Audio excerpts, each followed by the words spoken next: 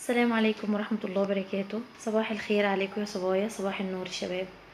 النهاردة ان شاء الله هنتكلم عن التنشيف، وهنتكلم عن ازاي تاكلي ايه في اوقاته وازاي تتمرني.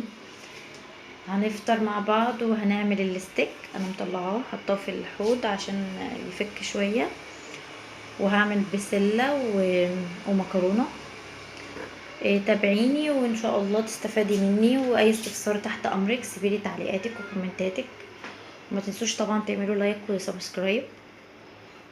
بحبكم قوي، وفي بنات كتير جدا انا اتعودت عليها وبحب كلامها جدا، وميرسي على كل كلمه حلوه بتقولوها لي، انا ما بنساهاش خالص.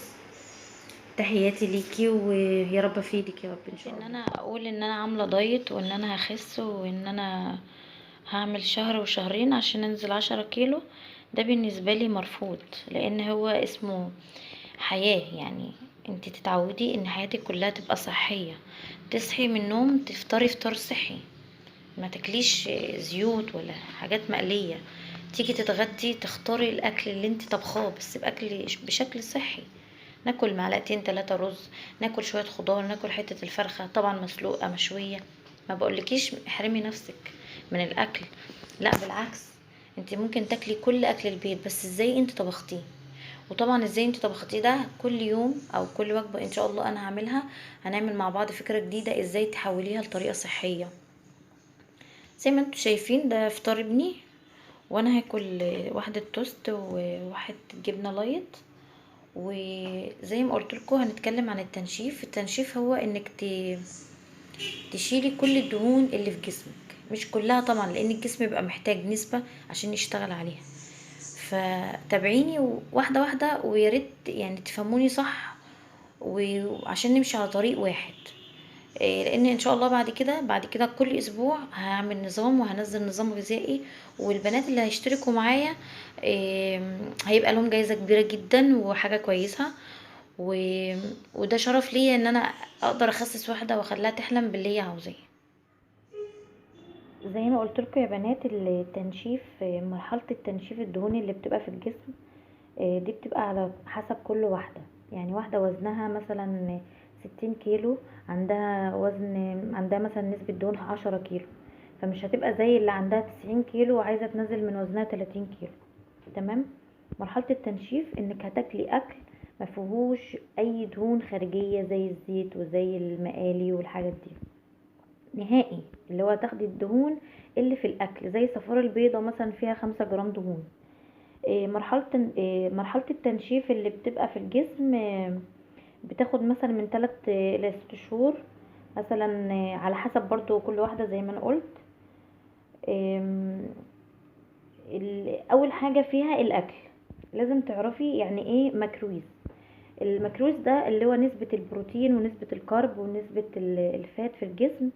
في موقع بيحسب لك السعرات الحرارية وقد ايه جسمك محتاج من البروتين والكارب والفات. انا هحطه لك في الديسكريبشن. دخلي وزنك وشوفي انت احتياجك ايه. مهم جدا يا بنات، دي اول حاجة. يعني مثلا لو واحدة عملت حسبت سعراتها الحرارية وطلعت 1500 سعر حراري، يبقى هتاكل في اليوم 1000 سعر بس، بحيث ان هي هتوفر 500 سعر مع تمارين ومع حرق اليوم. ممكن تخس في الاسبوع حوالي كيلو او 2 كيلو. هعمل معاكم الستيك. وانا بعمل الستيك كده هتكلم على موضوع التنشيف. احنا قلنا اول حاجة في مرحلة التنشيف الاكل. تاني حاجة الرياضة، التمارين يا بنات عبارة عن كارديو و... ومقاومة يعني اوزان. يعني تلعبي باوزان، يعني مش تقولي مثلا انا مش هقدر العب بوزن. اصلا انا خايفة ان يطلع لي عضلات زي الراجل والكلام ده. لا حبيبتي، مفيش الكلام ده، عمرنا ما يطلع لنا عضلة واحدة. احنا بس هنشد جسمنا، هيبقى عبارة بدل ما هو مكرمش ومترهل هيبقى مشدود وناعم زي الطفل، مش اكتر. صدقيني والله، فكرة انك تلعبي حديد او اوزان مفيش الكلام ده خالص. ولو انت في البيت برضو ممكن تعملي كل حاجة عادي. انا حطيت الخل، وده يا بنات طبعا اللي ما عندهاش ده تحط صويا صوص، واللي ما عندهاش خالص تكتفي بالخل والملح والليمون والتوابل بس. طبعا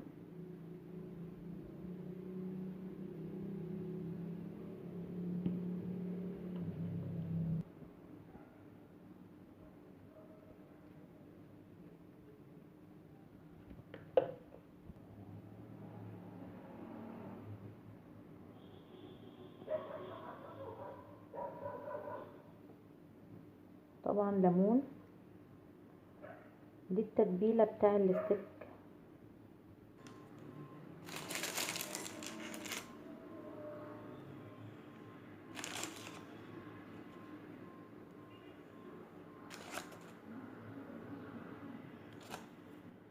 نسيت اقول لكم يا بنات ان انا حطيت معلقه مستردة في الصوص. طبعا دلوقتي هناخد شرايح الستيك كده،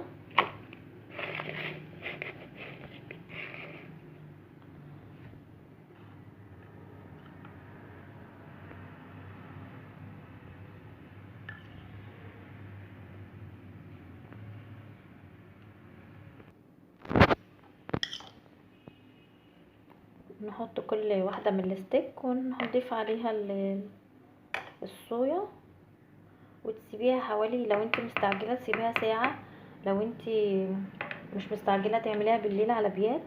وحلوه جدا يا بنات وصحيه، مفيش فيها اي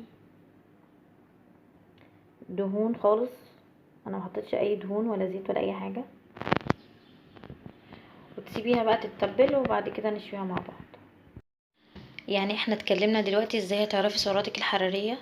هحط لك موقع تدخلي فيه طولك ووزنك، وهيطلع لك ليكي كام سعر في اليوم، وليكي كام كربوهيدرات اللي هي النشويات، وبروتين، والفات اللي هي الدهون.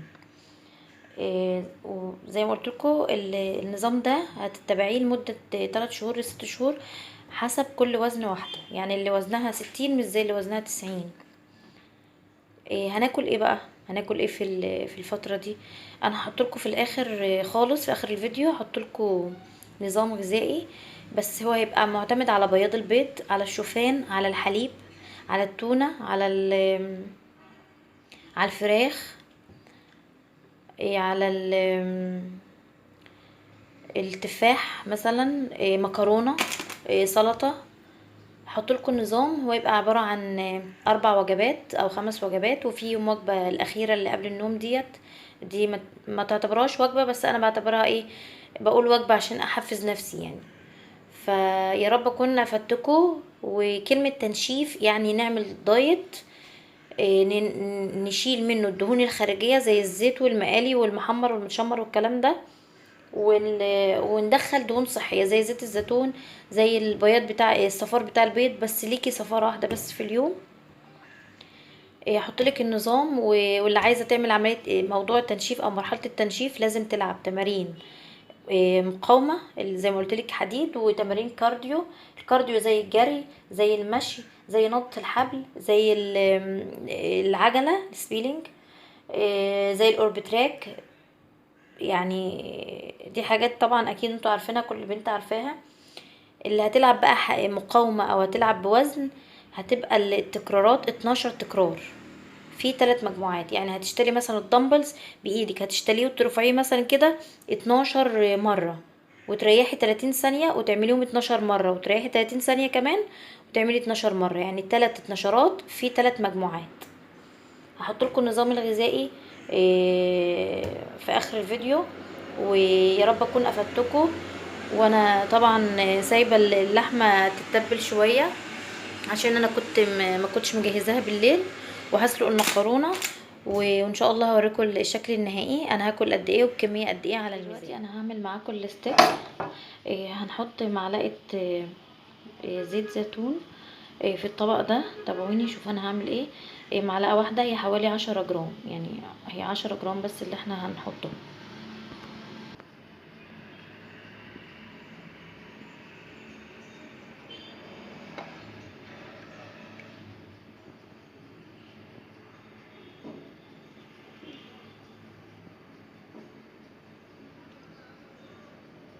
كده كفايه يا بنات. بصي، هي فكرة انك زيت الزيتون لما يتحط ويسخن على النار بيفقد القيمة الغذائية بتاعته، بس هو مش مضر يعني لما يسخن على النار مش مضر، بس هو بس بيفقد القيمة الغذائية بتاعته. هتحطي نص الكمية وتفردي بيها الطاسة كده. شفتي طلع دخان ازاي؟ زيت الزيتون المفروض ما يتعرضش للحرارة، بس هو احسن من الزيت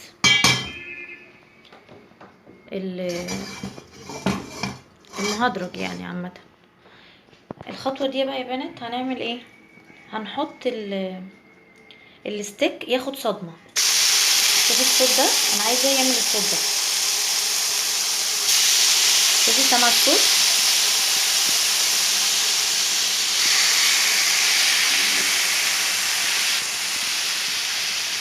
سامعين الصوت ده يا بنات؟ لما يعمل كده ما ينزلش بقى المية بتاعته ويستوي بسرعة. إيه، تابعيني في نهاية الفيديو هقولك هتعملي ايه لو حسيت ان هو عايز يستوي شوية وخد كفيته على النار. هقولك هنا يا بنات انا قلبت الستيك، شوفوا خد الصدمة بتاعته ازاي ولونه اتغير. وحطيت شوية صوص من اللي كان متبل فيها. هغطي عليه واسيبه ينشف خالص، وبعدين هحطه على الشبكة في الفرن. ياخد بس اللون كده واقدمه.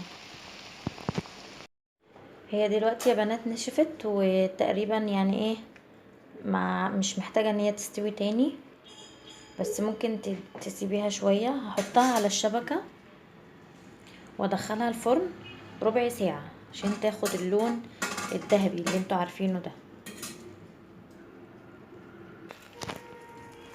انا حطيتها يا بنات على الشبكة وادخلها الفرن تاخد اللون الذهبي. والف هنا عليكم وعليا يا رب ان شاء الله، ويا رب تعجبكم الوصفة. شايفين ده ايه؟ ده اللي اتبقى من الصوص بتاع الستيك، ما ترموهوش يعني، تبقي غلطانه لو رميتيه. هنعمل مع بعض بقى. هنعمل ايه؟ هحط البسله اللي انا قلت لكم عليه. طبعا لو عندك خضار تاني، انا عندي فاصوليا بس انا مش كنت واكله امبارح فاصوليا، مش عايزه اكل فاصوليا، فهنحط فيها البسله بدون بقى اي اضافات، يعني مش هنحط بقى لا ملح ولا. فاكرين ال10 جرام زيت انا حطيت نصهم في الستيك، وشوفوا بقيتهم قد ايه. هحط شويه في البسله. البسله يا بنات بعد ما اتسلقت انا حطيت الطبق، اداني وزن الطبق. هصفر عشان يبقى صفر. وانا هاخد 50 جرام من البسله على الجزر، 50 جرام ليا انا. تمام.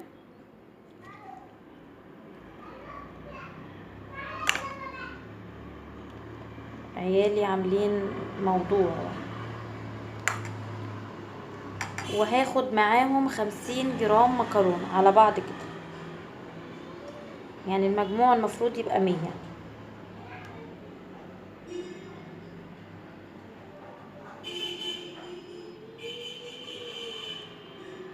ولو مفيش حد عنده ميزان، هتاخدي حوالي 45 حباية مكرونة من دي، 45 حباية او 50 مع 3 معالق بسلة.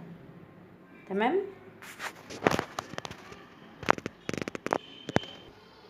وفي نفس الطاسة اللي احنا كنا عاملين فيها الستيك وبعدين عملنا فيها البسلة، هنحط المكرونة مع البسلة كده ونشوحهم مع بعض حوالي دقيقتين 3 ونقدمها.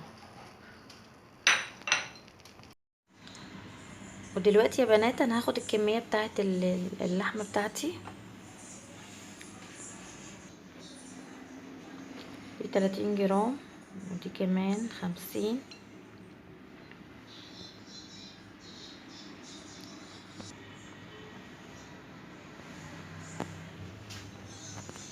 سبعة وتمانين كويس جدا الكمية دي.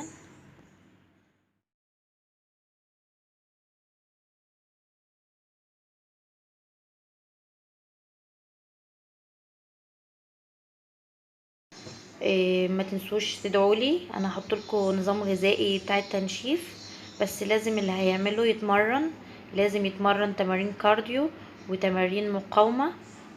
مقاومة يعني تلعبي بأوزان حتى لو في البيت، وان شاء الله اعمل لك تمرين ازاي تلعبي باوزان في البيت. اشوفكم على خير يا بنات، ووصلوا لي بقى الفيديو ده لاكبر عدد ممكن من اللايكات وسبسكرايب، واشوفكم على خير ان شاء الله في فيديو تاني. باي باي.